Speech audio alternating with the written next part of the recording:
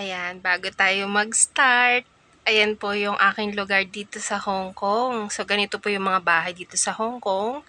Mga building po at sobrang liit po ng mga bahay dito. Madali lang po talaga siyang linisin.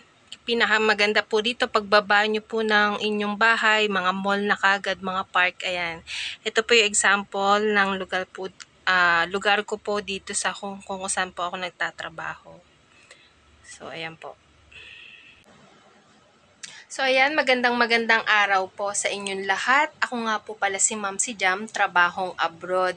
Kung kayo po ay bago pa lang sa aking channel, huwag niyo pong kalimutan na mag-subscribe, like, and share po sa inyo pong kakilala para makaiwas po tayo sa mga scam at malaman din po nila yung patakaran or mga legit agency po na nasa Pilipinas po. At kung saan din po ako nag-apply before at saan din po yung mga agency ko before na nagpaalis din po sa akin. So, sinishare ko lang din po sa inyo yon kasi marami po nagtatanong sa akin regarding daw po kung nasaan daw po ako ngayon. So, actually, iba-ibang bansa po yung pinanggalingan ko. So, kaya po ako gumagawa ng vlog para i-share din po sa inyo kasi hindi naman po lahat ng taong nanonood ay isang bansa lang ang gusto nila. So, lahat po tayo iba-ibang bansa at lahat po tayo iba-iba ang trabaho na gusto nating kunin or gusto nating applyan. So, ganun din po ako, tinatry ko po hanggat pwede po akong makaalis, tinatry ko po yung mga bansa na po pwede po ako. At syempre, magandang opportunity po ito sa akin, sa inyo din po na malaman po yung iba't ibang culture nila, tapos yung mga pagkain nila at yung sitwasyon nila regarding po sa lugar nila, sobrang ganda talaga. Maganda yung Pilipinas, syempre yung iba rin po yung in-explore nyo yung abroad. So, iba-ibang bansa, hindi lang po isang bansa. Kasi ako, hindi talaga ako na nagpo-focus sa isang bansa. Gusto ko talaga explore yung mundo kung saan ako po pwede. So, sinishare ko po ito sa inyo. So, currently, nasa Hong Kong po ako. So, ayun po. So, marami po kasing nagtatanong sa akin regarding po sa sahod at sa day off. So, pag-usapan po natin kasi isa lang din po yung mga katanungan nila. Regarding po sa mga legit agency, nasa vlog ko naman po yon.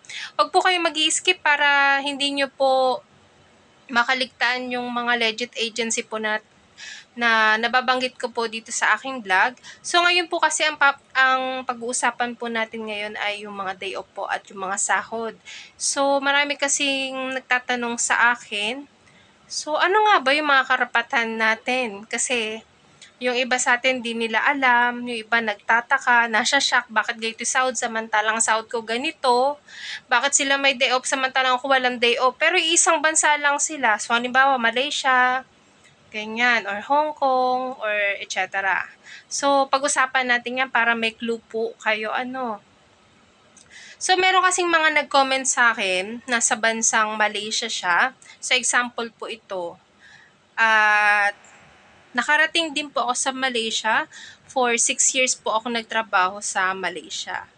So, kahit before and until now, meron po talaga na bago po kayo mag-sign ng inyong mga kontrata, ay nire-required po ni agency na basahin muna bago nyo po pirmahan. So, merong mga agency, hindi ko lang po alam ngayon. So, merong before kasi ng mga agency na nagmamadali. So, ako kasi talagang ginagawa ko, ni-screenshot ko, pulidong screenshot, talagang malinaw sa kabuo, na in case emergency may mapapakita ako. So, yung iba kasi karamihan sa atin, pirma, pirma, tingin, pirma, pirma, tingin. Ganun lang. So, mali po yun. Bago po kayo pumirma ng inyong mga kontrata, dahil alam ko, excited kayo dahil abroad. Pero hindi po ganun. Bago po kayo pumirma ng inyong mga kontrata or kahit na anong pipirmahan nyo sa agency, screenshot kung hindi kayo bigyan ng copy or basahin nyo po maigi. So, screenshot at babasahin maigi lahat. Full details, back and forth. So, marami kasi sa ating kababayan natin na pirma. So, pag sinabi lang ng agency or may nagsabi sa kanya, ganito sahod, so, yun na inisip nila, ganito sahod. So, ayun po, marami po kasi sa ating mga kababayan natin na pipirma lang, hindi nagbabasa or tingin lang. Pirma, pirma, pirma. So, ganun po. Mali po yun. Dalawa po iyan. Screenshot nyo po muna ng maganda at buo, back and forth. Tapos basahin nyo. Kahit matagal kayong magbasa, at least may kaalaman kayo sa inyong kontrata. And then, pag uwi nyo, basahin nyo ulit, reviewin nyo. Tapos, pwede kayong magpa-print para may kopya kayo at yung pamilya nyo na pag-iiwanan ninyo. Kasi meron mga agency kasi na hindi talaga nagbibigay ng kopya. Or pinapa-picturean lang. So, merong mga agency, hindi ko lang alam kung hanggang ngayon meron pa rin ganun, no? So, binibigyan ko kayo ng example. Mas mainam na bago nyo pirmahan or bago nyo basahin, picturean nyo po muna. Huwag kayong tamarin, picturean nyo. Tapos, saka nyo basahin. Lahat. And then, ang pinaka-importante kasi dyan, ang pangalan ng employer, kung saang bahay kayo, kung anong address, syempre, ang sahod, at may day off. Kasi marami nagtatanong sa akin, ma'am, bakit ako, 6 years na po ako dito sa Malaysia, ang sahod ko po is 1.5. Ang pagkakaalam ko kasi nung time ko, nasa 900 pa yun 2012. Tapos, nung bumalik ako sa Malaysia, 1.6 something. So, ngayon siguro tumaas na. Tumaas na siya. So, hindi ko masabi na hindi taon-taon tumataas po siya kada taon. So, depende po yan sa pag-renew nyo kasi every 2 years tayo nagre-renew, nagsasign ulit tayo ng renewal na contract, di ba? So, bago nyo po i-sign, tignan nyo po muna kung magkano po yung inyong sahod. Kasi merong mga employer na sila lang nagsasabi nag-a-add lang sila ng 100 ringgit or 200 ringgit, yun lang. Pero ang totoosin, dapat mas mataas pa doon dahil yun yung naka-declare doon sa kontrata. So, yun. So, maraming nagme-message sa akin na hindi daw po nagfa-follow itong si employer. Pwede po kayong kumontak sa Philippine Embassy sa Malaysia po. Pwede nyo pong i-search yun. So, kasi ganun kasi ginawa ko before.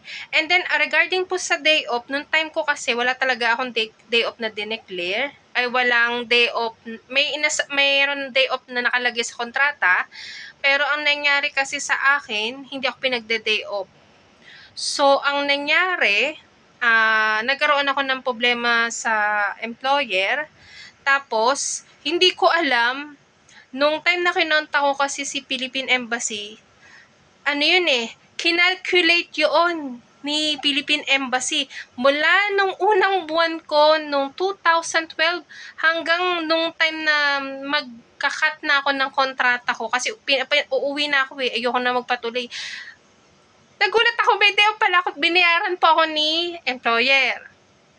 So, kasi sa akin dito, dapat alam nyo yung karapatan ninyo. Malaki din yung nakuha ko sa totally. So, ito rin si employer, hindi nga rin alam na ako pala ay dapat talaga may day off. So, hindi lang po domestic helper, kahit ano pong trabaho, lahat tayo may karapatan once a week na merong day off. Pero kasi may mga employer or may mga agency po na hindi nila sinasabi sa employer or hindi nila sinasabi dun sa aplikante. Basta nakadeclare lang po dun sa kontrata, may day off. Pero sasabihin syempre sa'yo na wala kang day off. Pero ang totoo, anong silbi ng kontrata? So pumunta ako nun sa Philippine Embassy, doon ko nalaman na babayaran ako ng amo ko. So yun yung gusto kong ipaalam sa inyo na dapat alam nyo yung karapatan ninyo.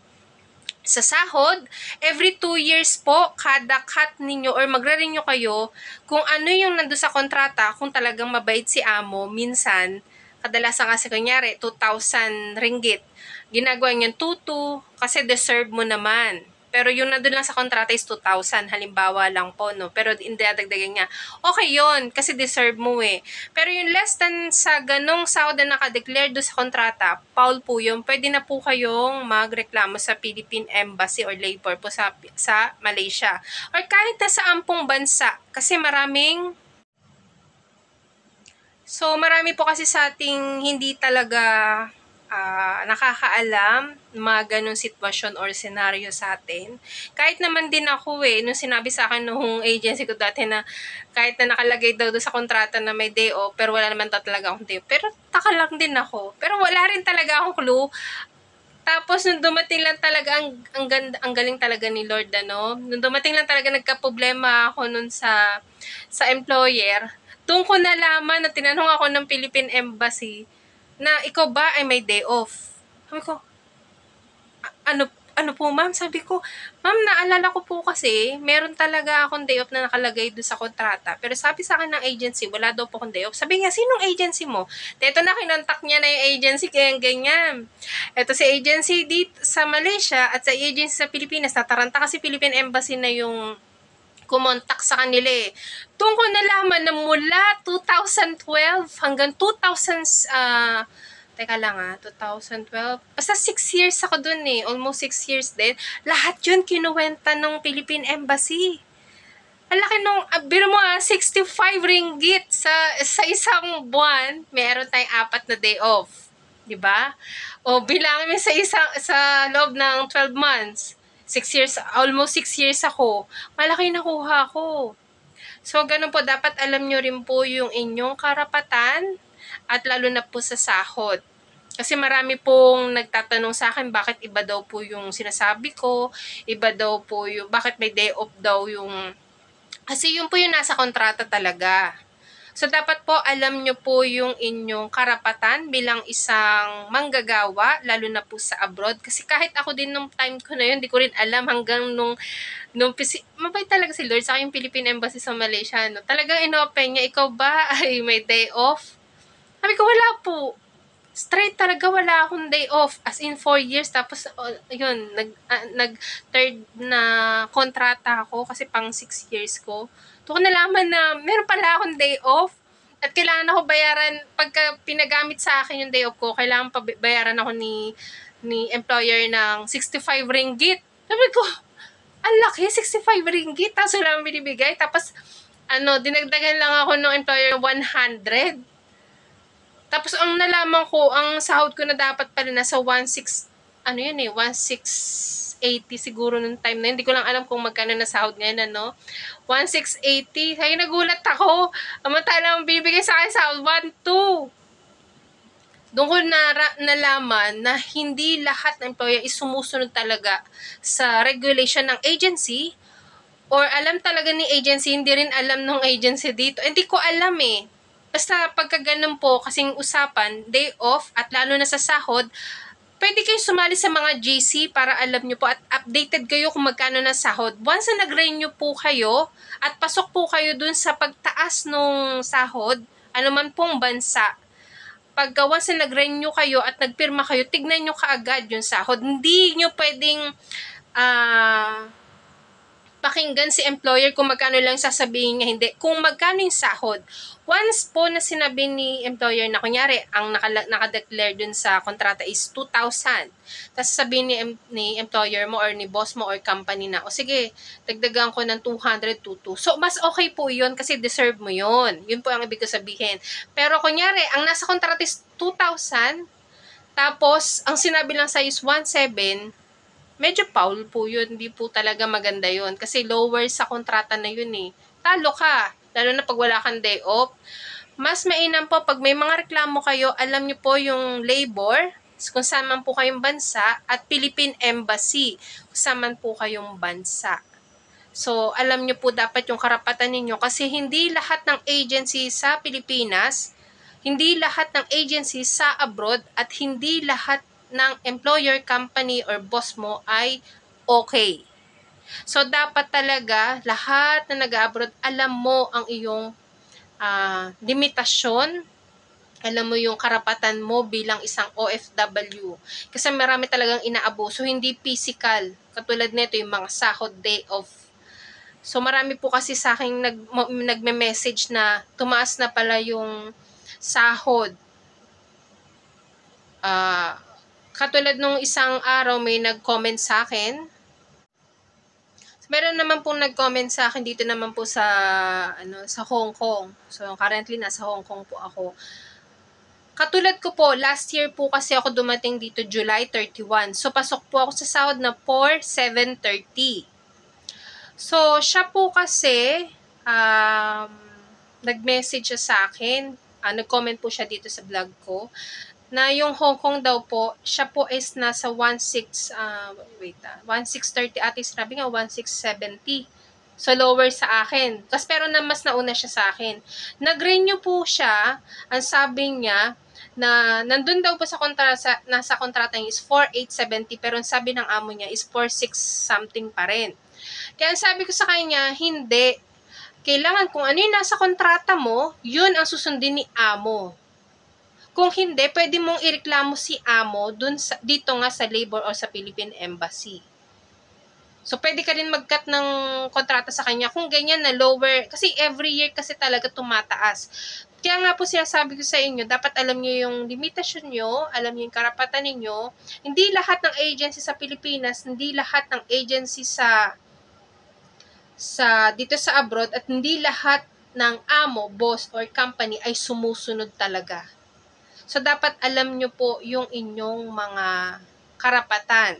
Pwede po kayo magsumbong sa OWA, Philippine Embassy, yan, sa mga POEA. Kasi talaga nung time na galing akong Malaysia nun, talagang wala akong masabi sa Philippine Embassy, sa OWA, tapos sa POEA talagang tumawag pa sila kung chine-check nila kung talagang nakauwi ako. So, depende po sa inyo yon kung paano po kayo mag-approach sa ating mga nasa government pa sa OWA, sa Philippine Embassy, POEA. Kasi kung sa akin lang sa experience ko talagang kinulit-kulit ko sila eh. Minessage ko sila sa WhatsApp, lahat. Kasi ako nagsusearch talaga ako pag alam kong merong hindi na maganda. Kasi syempre, naghihirap ako, puyat ko, alam mo yung pagod ko, tapos parang feeling ko yung naabuso ko sa ganong sistema. Hindi yung abusong physical yung ganong sistema na sa sahod ko sa day off ko, yan, parang overwork na ako, tapos parang lower pa yung nirequest ng employer before, ganyan. Tapos di ko alam may day off pala ako. Nalaman ko yung karapatan ko, sabi, ganito pala. Alam mo yung ang sarap. Kaya dapat alam nyo rin po yung inyong mga karapatan. So, yun lang po. Sana po ay marami pong makaalam nito, kasi alam ko na hindi lang po ako before nagka-problema. So, marami din po kasalukuyan na ngayon ng ganito po ang problema regarding po sa day off, sa sahod, yan po, saka yung mga ano pa pong mga benefits. So, yun po. So, yun lamang po at marami pong salamat. Sana po ay nasagot ko po yung mga inyong katanungan regarding po sa sahod at sa day off. Ngayon, kung meron man pong kayong katanungan, maaari po kayong sumali sa mga GC para updated po kayo sa mga bagong pasahod kung nasan man po kayong bansa naroroon. So, yun lamang po at maraming salamat.